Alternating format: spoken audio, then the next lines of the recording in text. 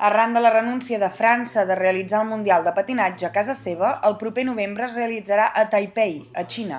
El president del Club de Patinatge d'Olot ha confirmat que hi participaran, però necessiten l'ajuda de la ciutat per arribar-hi, ja que tan sols el vol de cada patinadora costa uns 1.000 euros.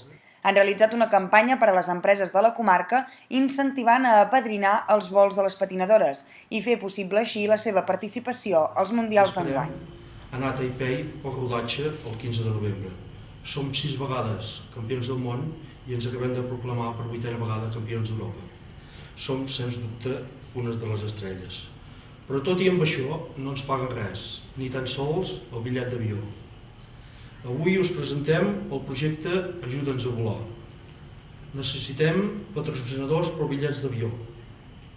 Sabem que no serà fàcil, però com diu el títol de la nostra coreografia, no hi ha res impossible.